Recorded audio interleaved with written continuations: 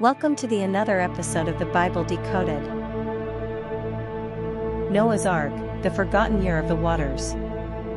Imagine being locked inside a wooden vessel with no windows to the world, watching the 40th day pass, then the 100th, then the 300th. The Sunday school version of the flood usually ends when the rain stops, but for Noah, the true test of faith was the silence that followed. This wasn't a 40-day vacation, it was a 370-day fight for sanity and survival. This is the forgotten timeline of the flood. If you ask the average person how long Noah's flood lasted, they'll almost always give you the same answer: 40 days and 40 nights. It's the number we're taught in Sunday school, the duration of the rain that changed the world. But according to the book of Genesis, 40 days was just the prologue.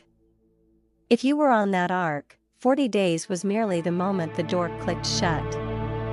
The actual journey? It lasted over a year. Today, we decode the precise timeline of the Great Deluge.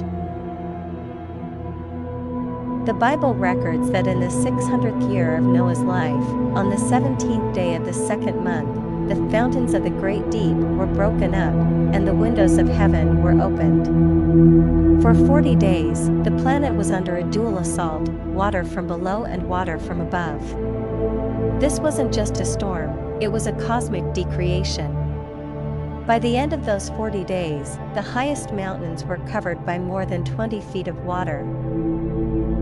Genesis 7 verse 24 tells us that the waters prevailed upon the earth for 150 days.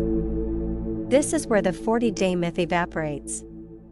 Even after the rain stopped, the earth was a water world for 5 months. Think of the mental toll on the 8 souls inside.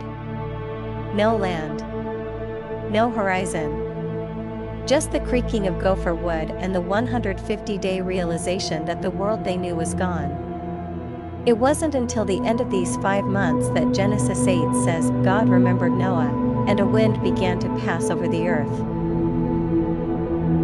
On the 17th day of the 7th month, 5 months after the flood began, the ark finally rested on the mountains of Ararat.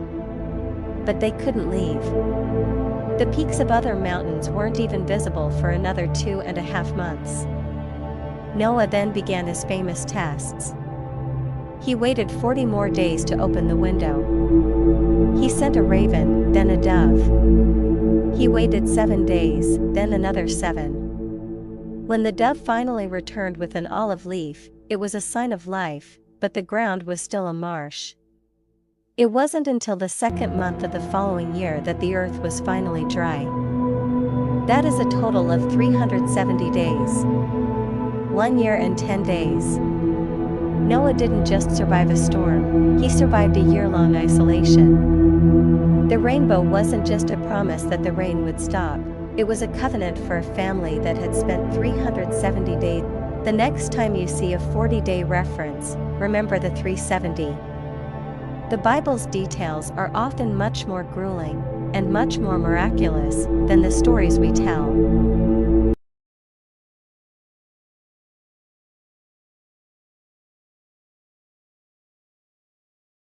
If this deep dive changed how you see the flood, hit that like button and share this video with someone who loves biblical history.